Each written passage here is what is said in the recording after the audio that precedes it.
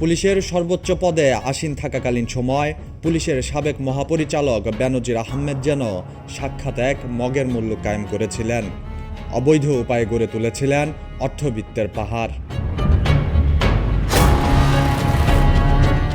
কিন্তু কালের কণ্ঠে প্রতিবেদন প্রকাশের পর দেশে বিদেশে শুরু হয় আলোচনা সমালোচনার ঝড়। তোপের মুখে পড়ে নড়ে চড়ে বসে দুর্নীতি দমন কমিশন। সিদ্ধান্ত নেয় বেনজির পরিবারের অবৈধ সম্পদ অনুসন্ধানের। এরপর ২১শে এপ্রিল বেনজির আহমেদ ও তার পরিবারের সদস্যদের অবৈধ সম্পদ অনুসন্ধান করে প্রয়োজনীয় ব্যবস্থা নিতে দুদক চেয়ারম্যান বরাবর আবেদন করেন হবিগঞ্জ ৪ আসনের সংসদ সদস্য ব্যারিস্টার সৈয়দ সাইদুল হক সুমন। শুরু হয় তদন্ত, আসতে থাকে একের পর এক সম্পত্তি জব্দের ঘোষণা।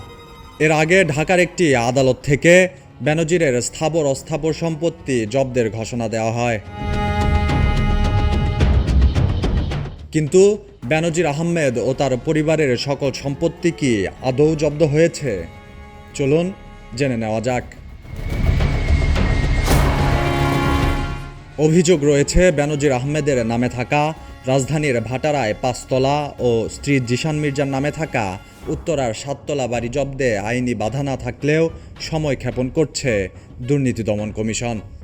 ইতিমধ্যে বেনজির ও তার পরিবারের সদস্যদের নামে থাকা বিপুল পরিমাণ স্থাবর অস্থাবর সম্পত্তি জব্দে আদালতে আবেদন করা হয়েছে।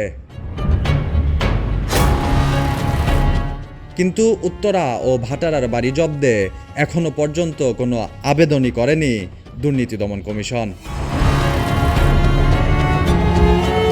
অনুসন্ধান বলছে উত্তরা এবং গুলশান ২-এর ডিপ্লোম্যাটিক জোন লাগোয়া আলিশান বাড়ি দুটি নির্মাণে ব্যয় হয় প্রায় ৩০ কোটি টাকা। এর মধ্যে ৩ কাঠা প্লটে উত্তরার বাড়ি নির্মাণে নিজস্ব অর্থায়নের সঙ্গে বেনজিরের স্ত্রীর নামে আইএফআইসি ব্যাংক থেকে ঋণ নেওয়া হয়েছে ১,২০,০০,০০০ টাকা। অন্যদিকে ভাটারার বাড়ি তৈরিতে খরচ হয়েছিল প্রায় ১০ কোটি টাকা।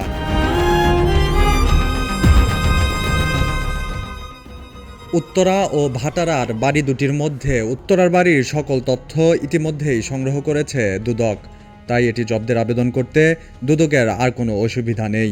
তবে ভাটারার বাড়ি সম্পর্কিত সকল তথ্য এখনও সংগ্রহ করতে পারেনি সংস্থাটি। ভাটারার বাড়ি সম্পর্কে সকল তথ্য সংগ্রহ করে তা যাচাই বাছাই শেষে এ বাড়িটি জব্দের আবেদনও করতে পারবে দুর্নীতি দমন কমিশন। মাহদি হাসান, কালের কণ্ঠ।